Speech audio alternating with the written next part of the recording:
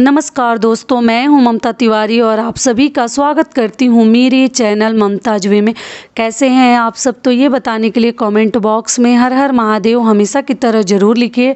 तो चलिए आज हम इस वीडियो में जानेंगे कि आषाढ़ कृष्ण पक्ष अमावस्या तिथि कब प्रारंभ हो रही है और कब समाप्त हो रही है, व्रत हमें किस दिन रखनी है और उस दिन हमें कौन कौन से महत्वपूर्ण कार्य करने हैं और कौन से कार्य हमें बिल्कुल नहीं करने हैं। तो इसी के ऊपर आज का हमारा वीडियो है। इससे पहले दोस्तों, अगर आपको मेरा वीडियो पसंद आता है तो प्लीज़ आप मेरे चैनल को सब्सक्राइब कर दीजिएगा, बेल आइकन को प्रेस कर दीजिएगा, जिससे मेरे वीडियो के नए नोटिफिकेशन आप सभी के पास सबसे पहले पहुंचे। तो चलिए शुरू करते हैं। और सबसे पहले आपको बता दूं कि अमावस्या के दिन सूर्योदय से पूर्व हमें उठ जानी चाहिए। उठकर स्नान ध्यान करके अपने घर में पूजा पाठ कीजिए। पूजा पाठ शिव जी और माता पार्वती की पूजा करते हैं, लक्ष्मी जी की भी पूजा और विष्णु भगवान का आप कर सकते हैं।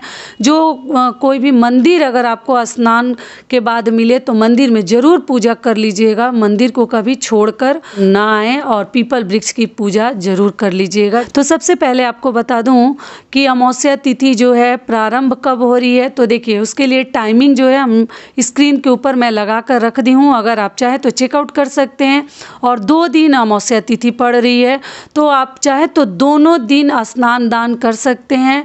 और आप 28 को अगर व्रत भी कई ऐसे लोग रखते हैं तो आप 28 जून को व्रत रख सकते हैं और 29 जून को स्नान दान कर सकते हैं।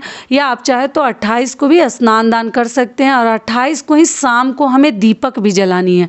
अमावस्या तिथि पर ऐसा नियम है ना कि किसी भी पवित्र नदी में जाकर हम स्नान करते हैं, अपने पितरों के लिए तर्पण करते हैं और वहीं से तुरंत पूजा पाठ करने के बाद अगर नज़दीकी में कोई पीपल वृक्ष है तो जाकर हमें जल चढ़ानी चाहिए। जल में हमें क्या क्या डालनी है वो भी जान लीजिए। तो हमें अक्षत चाहिए, तिल चाहिए और गुड़ चाहिए। लोटे में डालकर और जाकर आप जल चढ़ा सकते हैं। पुष्प ले लीजिए और पीपल वृक्ष की परिक्रमा कर लीजिए 5 या 7 और जल चढ़ा लीजिए। ठीक है, पितरों को प्रसन्न करने के लिए ये सब कार्य हम उस दिन करते हैं। आप चाहें तो कोई मिठाई भी चढ़ा सकते हैं, चढ़ाकर ज़रूरतमंद वहाँ गरीब जो ही लोग हैं उनको आप बांट भी सकते हैं, आपकी मर्जी है। क्योंकि अमावस्या के दिन और पूर्णिमा के दिन अगर हम दान करते हैं ना, हमें कई गुना दान का लाभ हमें मिल जाता है अगर हम अमावस्या और पूर्णिमा तिथि पर जो भी दान हम लोग करते हैं। ठीक है, तो इस बात का आपको ध्यान रखनी है। तो आप जल चढ़ा लिए। जल चढ़ाने के बाद आपको ध्यान क्या रखनी है कि शाम को भी अगर आपके आसपास कोई भी पीपल वृक्ष है, क्योंकि वो देवी देवताओं का स्थान भी माना जाता है और दूसरे में पितरों का भी स्थान माना जाता है। अमावस्या के दिन ऐसा माना जाता है कि हमारे पितृ किसी न किसी रूप में हमारे दरवाजे पे आते हैं, वो पीपल वृक्ष पे रहते हैं और सब कुछ वो देखते हैं कि हमारा बेटा है, हमारी बेटी है या जो भी है हमारे लिए क्या कर रहे हैं। अगर पितृ दोष है तो आपको पक्का पूजा करनी चाहिए अमावस्या के दिन। अगर एक चीज़ और बता दूं कि अमावस्या के दिन शाम को दीपक भी आपको जलानी है।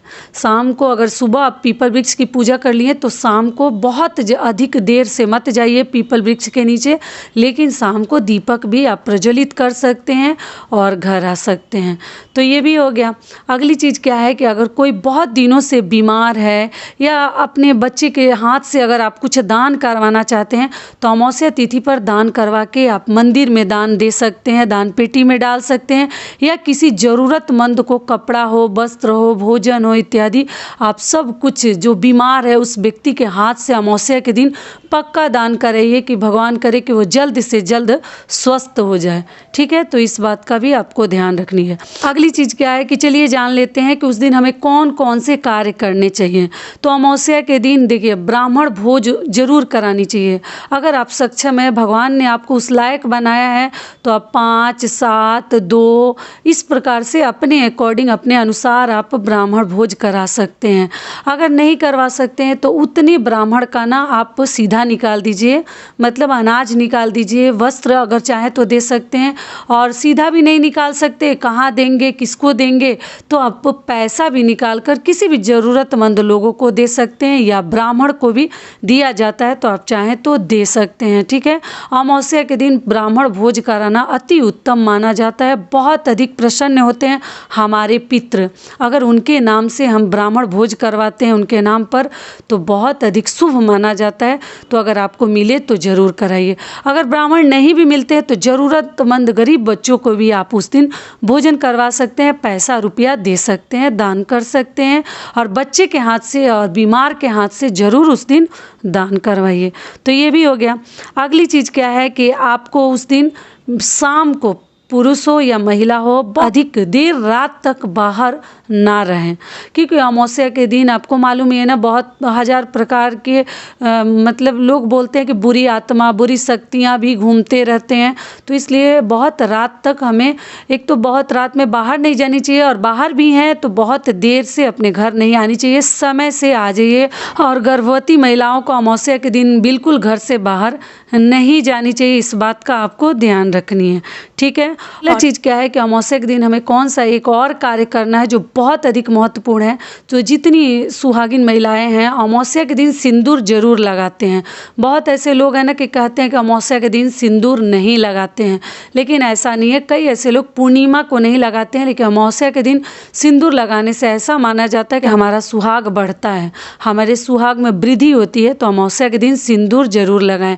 और अमावस्या के दिन एक और कार्य क्या है, अगला कार्य, अमावस्या के दिन सिंदूर, आटा और पैसा का दान आपको जरूर करनी चाहिए। और कुछ आप दान करें या ना करें, सिंदूर और आटा और पैसे का दान जरूर कीजिए। ऐसा माना जाता है ना कि सिंदूर का दान और आटा का दान करने से हमारा सुहाग और अधिक बढ़ता है, और जितना हम आटा दान करते हैं वो सब सिंदूर के रूप में ही परिवर्तित हो जाता है। तो इसलिए हमें सिंदूर का दान करनी चाहिए और आटा का।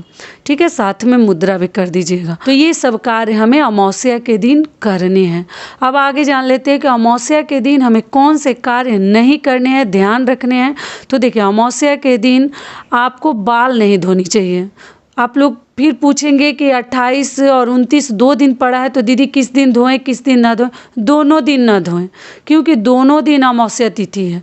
तो अमावस्या में बाल धोना बेहद अशुभ माना जाता है। बिल्कुल ना धोएं, ज़रूरत ना पड़े तो बिल्कुल ना धोएं। अगर पीरियड में है तो भी अगर बचे तो बचा सकते हैं, 1-2 दिन लेटी धोएं, लेकिन अमावस्या के दिन बालों में शैम्पू साबुन नहीं करते हैं और धोते नहीं हैं।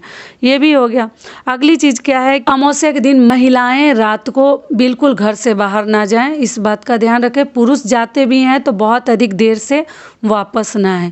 तो इन्हीं सब बातों का आपको ध्यान रखनी है। तो यहीं तक का था आज का हमारा वीडियो। आशा करती हूँ, उम्मीद करती हूँ कि इस वीडियो से आप लोग को बहुत अधिक लाभ मिलेगा। फिर मिलती हूँ एक नए वीडियो में, तब तक के लिए नमस्कार। स्वस्थ रहिए, सुरक्षित रहिए और जहाँ कहीं भी रहिए खूब खुश रहिए।